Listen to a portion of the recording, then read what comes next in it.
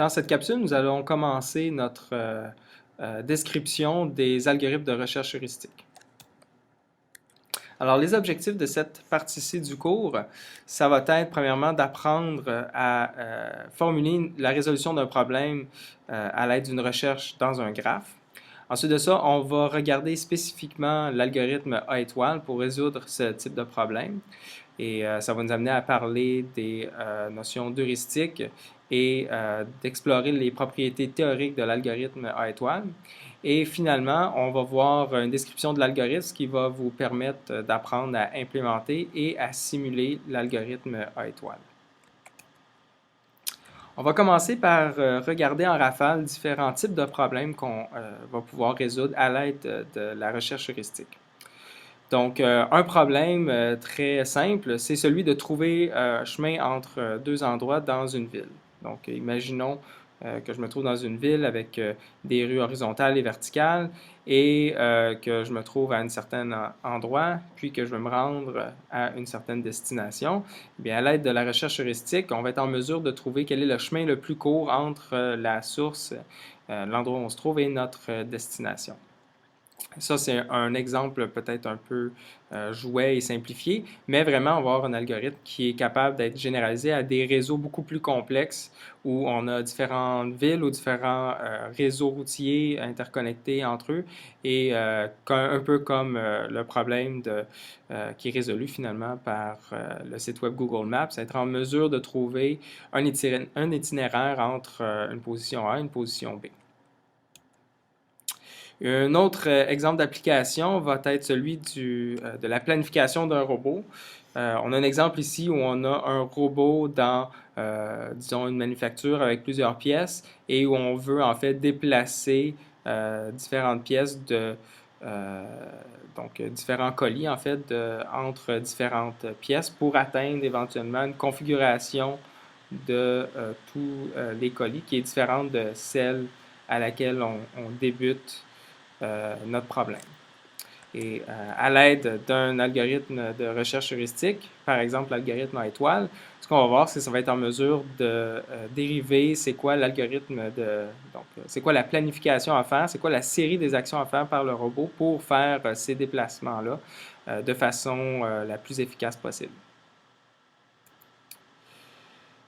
Une autre application des algorithmes de recherche heuristique, c'est encore une fois la navigation de robots où, par exemple, on nous donnerait une observation qui nous donnerait à vue de vol d'oiseau le terrain dans lequel doit se déplacer un robot.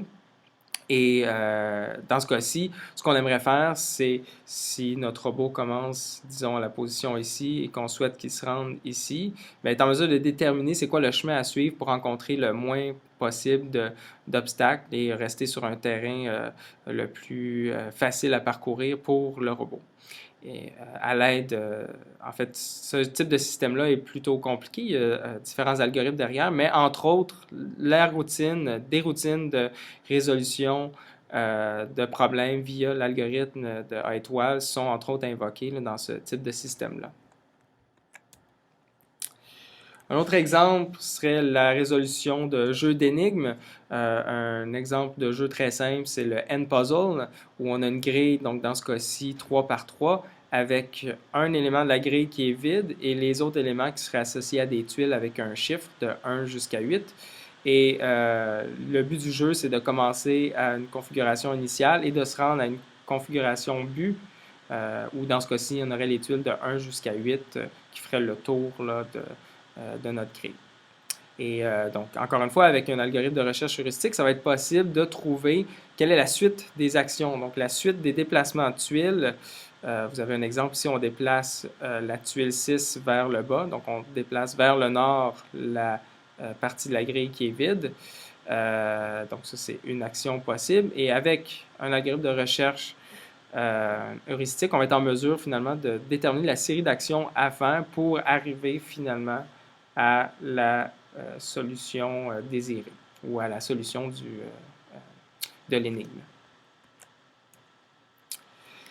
Donc, de façon générale, lorsqu'on a à résoudre un problème, on suit souvent, on disons, une façon très, très générale de résoudre à peu près n'importe quel problème, c'est de commencer par modéliser notre environnement ou la situation actuelle, le contexte de notre application.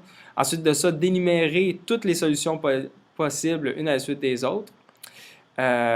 D'évaluer la valeur ou, si vous voulez, la mesure de performance de chacune de ces solutions-là, puis finalement, de garder celle qui est associée à la meilleure mesure de performance ou, dans ce cas-ci, qui permet de satisfaire finalement notre objectif de solution.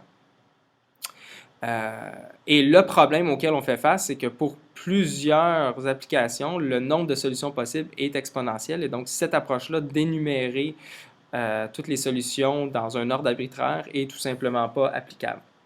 Donc, le problème à résoudre, c'est comment est-ce qu'on peut parcourir cette liste de solutions-là de façon efficace et, entre autres, en nous permettant de ne pas finalement toutes les parcourir, puis d'en parcourir un tout petit ensemble et d'arriver à une situation où on est garanti qu'on a trouvé la solution optimale.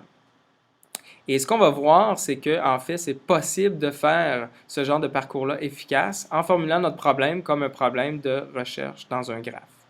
Dans notre graphe, chaque nœud va correspondre à un état de notre environnement. Maintenant, chaque chemin dans notre graphe va correspondre à une suite d'actions prises par notre agent. Et en fait, chaque lien entre deux nœuds va correspondre finalement à une seule action prise par notre agent.